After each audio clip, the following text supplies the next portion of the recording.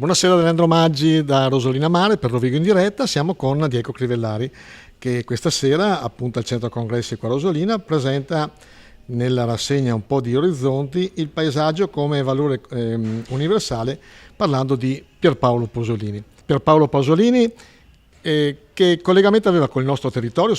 Ma tanto possiamo dire sicuramente, tu mi hai anticipato Leandro, che è un poeta fortemente legato al nord-est. Lui probabilmente non avrebbe utilizzato questa parola, insomma, ma le radici friulane sono, come dire, importantissime non soltanto nella sua biografia ma anche nella sua opera.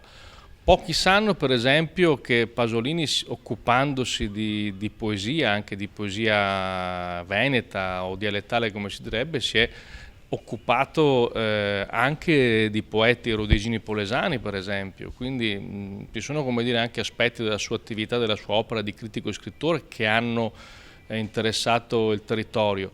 Poi l'occasione di questa sera chiaramente è il centenario, in tutta Italia fioccano fortunatamente, io aggiungo, iniziative dedicate alla sua memoria.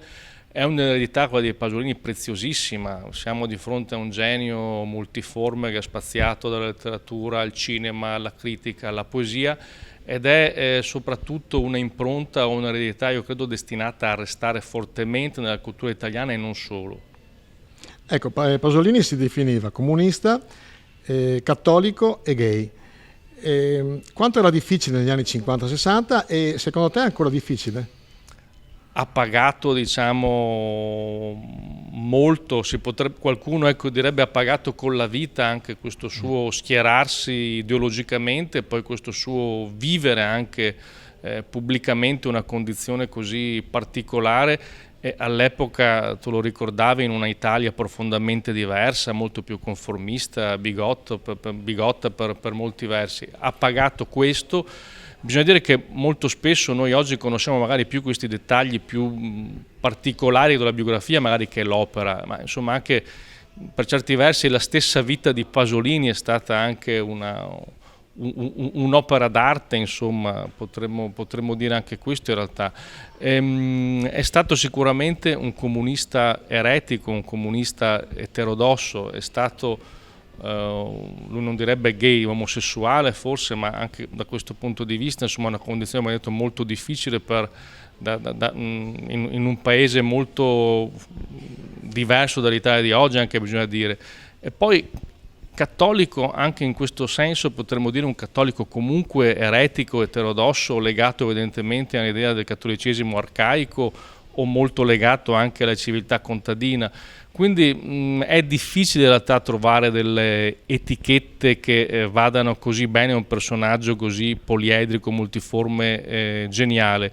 Comunista sì, ma comunista eterodosso, eretico, potremmo dire senza partito per certi versi. Omosessuale, ma capace di vivere questa condizione, da un lato forse creando scandalo, ma dall'altro anche, come dire, mettendo in discussione anche i valori più conformisti, ecco, della società italiana del dopoguerra. E cattolico, anche da questo punto di vista potremmo dire cattolico senza appartenenze di chiesa, cattolico senza fideismi, quindi un cattolico eterodosso, eretico per molti versi, ma potremmo trovare tante altre definizioni che però difficilmente con una sola parola catturano anche l'essenza e la straordinarietà di quello che è stato poi Pasolini per l'Italia, ma non soltanto per l'Italia. Ecco, un'ultima domanda, c'è un Pasolini, qualcuno che ha preso il posto di Pasolini in Italia? No.